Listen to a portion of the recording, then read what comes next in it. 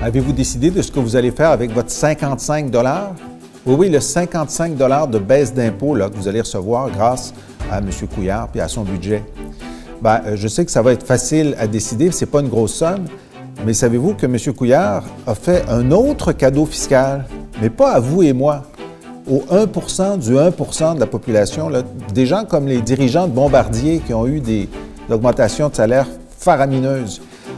Eh bien, en plus de leurs augmentations, ils vont avoir un cadeau du gouvernement Couillard, gracieuseté de nos taxes, pour l'impôt qu'ils vont payer lorsqu'ils vont vendre leurs actions.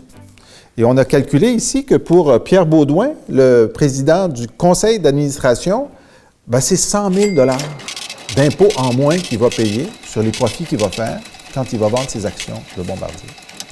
Alors, vous voyez ce qu'on a comme gouvernement en ce moment au Québec, c'est le gouvernement du 1 du 1 %.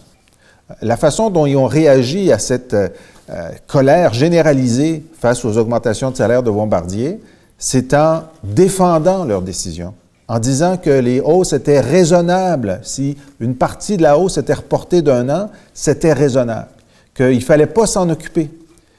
Et puis moi, j'ai dit au premier ministre, vous savez, vous vous en êtes occupé. Vous avez pris le téléphone, vous avez appelé la direction de Bombardier pour dire les gens sont frustrés. Et puis les dirigeants de Bombardier ont dit, on va reporter une partie de la hausse d'un an. Ah, vous avez dit c'est parfait. Là, le problème, ce n'est pas de les appeler. Le problème, c'est qu'est-ce que vous leur avez dit? Si le premier ministre avait vraiment voulu représenter la population québécoise, il leur aurait dit, écoutez, il faut annuler les hausses complètement parce que ça nuit à la réputation de Bombardier. Et au fond, là, la raison pour laquelle on est si fâchés, tout le monde, c'est parce qu'on aime bien Bombardier.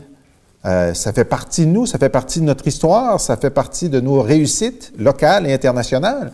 Alors écoutez, c'est vrai que les grandes entreprises doivent se gérer elles-mêmes. Moi, je suis un fils d'entrepreneur, puis lorsqu'un Jean Coutu ou un Alain Bouchard crée une entreprise à partir de rien et devient milliardaire, moi j'applaudis. Qui paient leurs impôts, c'est très bien. Mais lorsque le gouvernement investit l'argent des Québécois dans une entreprise, devrait avoir son mot à dire sur la rémunération des dirigeants.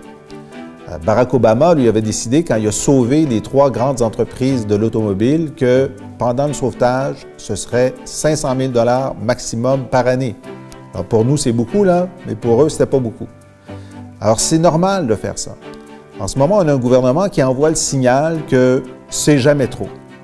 Avec le Parti québécois, on va avoir le signal que parfois c'est trop et qu'il faut avoir du respect pour l'ensemble de la communauté et que être correctement payé, ça va.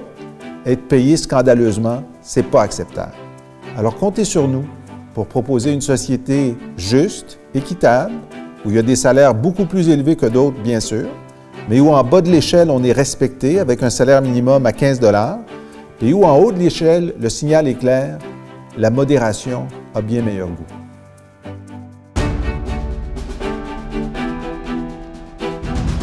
Vous avez aimé la vidéo?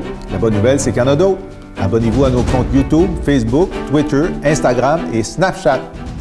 C'est quoi ça, Snapchat?